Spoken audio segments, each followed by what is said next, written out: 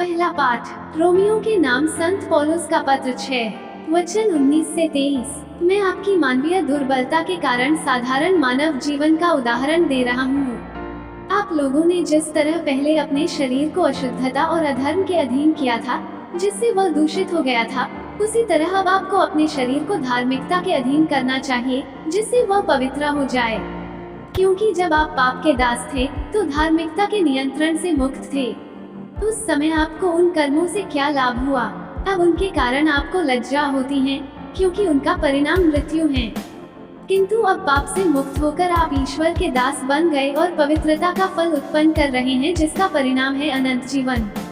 क्योंकि पाप का वेतन मृत्यु है, किंतु ईश्वर का वरदान है हमारे प्रभु ईसा मसीह में अनंत जीवन। सुसमाचार संत लूकस 12 वचन 49 से 53। मैं पृथ्वी पर आग लेकर आया हूँ और मेरी कितनी अभिलाषा है कि यह अभी धधक उठे। मुझे एक बपतिस्मा लेना है और जब तक वो नहीं हो जाता, मैं कितना व्याकुल हूँ। क्या तुम लोग समझते हो कि मैं पृथ्वी पर शांति लेकर आया हूँ? मैं तुमसे कहता हूँ, ऐसा नहीं है। मैं फूट डालने आया हूँ, क्योंकि अब से यदि एक घर में 5 व्यक्ति होंगे, तो उनमें फूट होगी।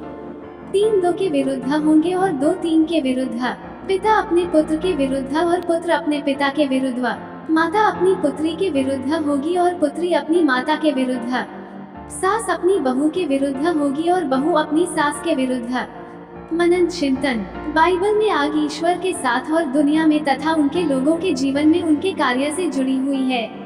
ईश्वर कभी कभी आग का उपयोग करके अपनी उपस्थिति प्रकट की, जैसे कि जलती हुई झाड़ी जो भस्म नहीं हुई थी जब ईश्वर ने मूसा से बात की थी। निर्गमन 3:2। ईश्वर की अग्नि शुद्ध और पवित्र करती है और यह हमारे अंदर ईश्वर और उसके वचन के प्रति श्रद्धापूर्ण भय पैदा करती है। यीशु अपने मिशन को आग कहते हैं। यीशु का संदेश लोगों में विभाजन ला सकता है। एक सच्चा शिष्य ईश्वर से सबसे अधिक प्रेम करता है और यीशु मसीह के लिए सब कुछ त्यागने को तैयार रहता है। यीशु इस बात पर जोर देते हैं कि उनके शिष्य उन्हें वो वफादारी दें जो केवल ईश्वर के कारण है, एक ऐसी वफादारी जो जीवन साथी या रिश्तेदारों से भी ऊंची है। सत्य और प्रेम, स्वतंत्रता और न्याय के मार्ग पर चलने से हमेशा उन लोगों में शत्रुता पैदा होगी जो अच्छाई से खतरा महसूस करते हैं। केवल अपनी प्रतिबद्धताओं और अपनी सत्यनिष्ठा के प्रति सच्चे रहकर, चाहे जो भी कीमत चुकानी पड़े, शांति का अनुभव किया जा सकता है। आमीन।